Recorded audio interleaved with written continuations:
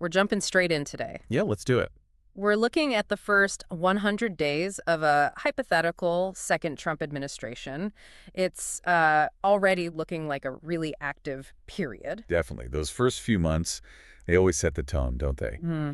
But the sheer amount of activity reported here, it's pretty intense. Right. So our plan for this deep dive. Well, we want to kind of navigate the big things for you. You know, the executive actions, what Congress is doing or maybe not doing, and the international shifts. Basically cut through the noise. Exactly. Give you the core dynamics without getting totally lost in the weeds. Okay, let's unpack that. The reports we've looked at, they emphasize a, well, almost record-breaking number of executive actions straight away. Way more than usual. That really stands out, yeah. It looks like a strategy of moving very fast on policy changes. And immigration seems front and center. Oh, absolutely. A major push for much stricter border enforcement. That's clear. And that's not just boots on the ground, right? That's policy too. Right.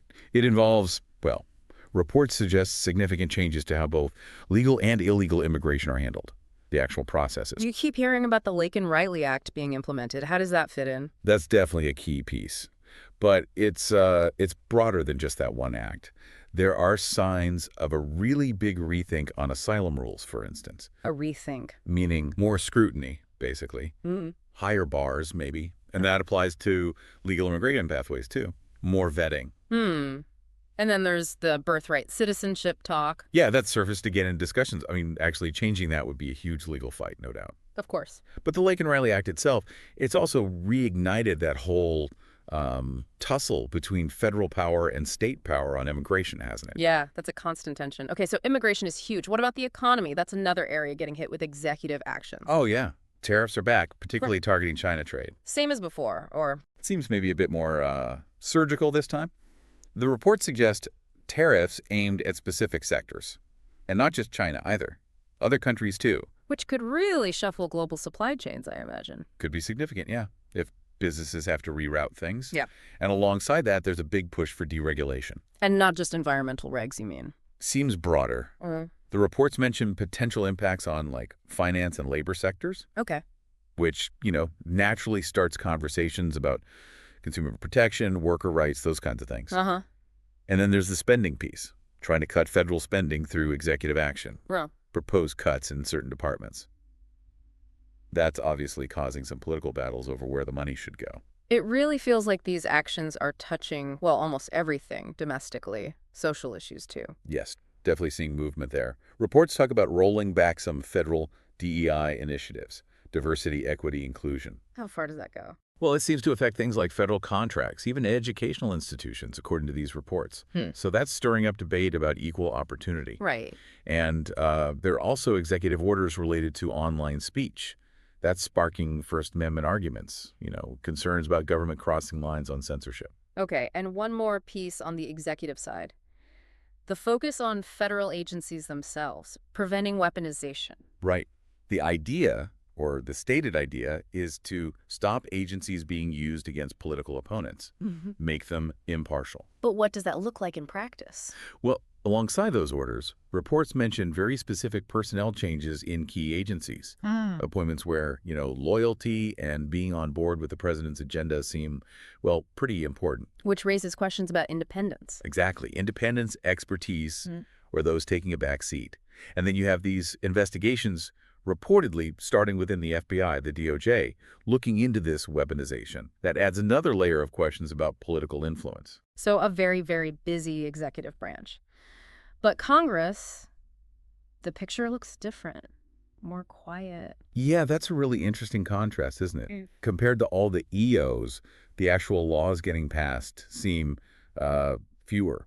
Lower than average for this point. Suggesting maybe some friction or just difficulty getting things done. Could be both. It often points to, you know, trouble building consensus in Congress, even when the White House wants something specific. There might be agreement on the broad strokes, but not the details. But the Laken-Riley Act did pass Congress. Does that show some common ground is possible? It does suggest that on maybe certain crime or border security issues, there can be bipartisan support. But maybe not on the bigger picture. Right. That seems to be the case because, you know, comprehensive immigration reform, the really big systemic stuff, that still looks pretty stuck despite all the executive focus. Okay. So beyond that one act, what else has Congress managed? Just keeping the lights on. Pretty much. The fact they reportedly needed another continuing appropriations act just to avoid a shutdown, it really underlines how hard it is to agree on the basic budget stuff, the long-term priorities. And that sets up potential future standoffs. Exactly. Future fiscal cliffs, more political brinkmanship down the road. It's a familiar pattern. Uh-huh. We've also seen some use of the Congressional Review Act. Right, overturning regulations from the previous administration. Yeah, it's a tool for that. It definitely highlights the ideological clash. Yeah. But it's worth remembering, those CRA actions can face lawsuits too, so they aren't always permanent policy changes. And what about those big ticket items we hear about? Tax reform, infrastructure, any movement there in Congress? Well, the reports say there's a lot happening behind the scenes. Negotiations, trying to build support, that kind of thing. But nothing concrete yet. Not in terms of actual legislation passed in these first 100 days, no. Which, leads to questions about whether the administration can actually assemble the coalitions needed in Congress for those really ambitious goals. Okay, so a real contrast. Executive action moving fast, legislature, not so much. Let's pivot to the international stage. Reports suggest big shifts there, too. Yeah, definitely. The theme seems to be a much more pronounced America First posture. Amplified, maybe. Amplified, yes. And that comes with a reported reevaluation of long-standing alliances.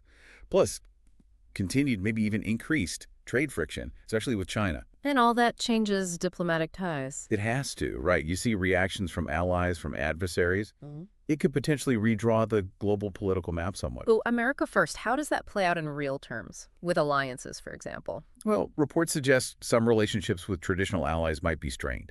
A more transactional approach, maybe. Transactional, like what's in it for us? Kind of. And that could translate into looking again at funding levels or commitments to international bodies. NATO comes up, the WHO, those kinds of organizations. And the trade tensions, just tariffs or more? It seems to go beyond just tariffs.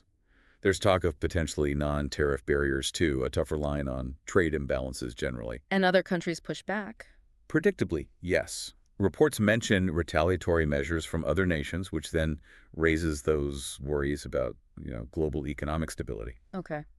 And specific relationships? Any countries seeing ties warm up or cool down dramatically? It seems like a mix. Some relationships reportedly cooling, others potentially warming up. It looks like a realignment based on the administration's view of U.S. strategic interests right now. Changing how the U.S. deals with conflicts or negotiations? Yeah, reports suggest different approaches in certain conflict zones, maybe a departure from previous diplomatic ways of doing things. And everyone's watching closely what the stance will be on major international agreements like climate deals. Right, okay. So massive changes swirling around. How is the public taking all this? Sounds predictable, maybe? Polarized? Deeply polarized is probably the right way to put it. Very divided. Part- Definitely seeing reports of intensified activism, protests from groups opposing the policies, focusing on immigration, social justice issues, environment. And on the other side? Strong support from the president's base. Yeah. Rallies, vocal approval for what they see as, decisive action, keeping promises. So the divide just gets wider. Seems that way. Approval ratings reportedly showing a big partisan gap. Not much sign of people crossing over. And the media's role in all this? Huge, as always. Lots of scrutiny, both critical and supportive outlets shaping how people see things, feeding the political narratives. And social media, of course, is a massive engine for spreading info and getting people mobilized on all sides. So looking back at these first 100 days, whirlwind isn't quite the word, is it? It's more like a political earthquake. It really is. A complex, fast-moving landscape. And how these executive actions, the congressional dynamics, the global shifts, and the public reaction all interact. That's what's going to set the course for the next few years. Absolutely. Which really makes you wonder, doesn't it, with so much happening so quickly, which of these initial moves, these reactions we've just talked about, will end up having the most lasting impact, domestically and, around the world? That's the million-dollar question, isn't it? Yeah. Definitely something to keep watching. A lot to think about. Thanks for breaking it all down for us in this deep dive. My pleasure.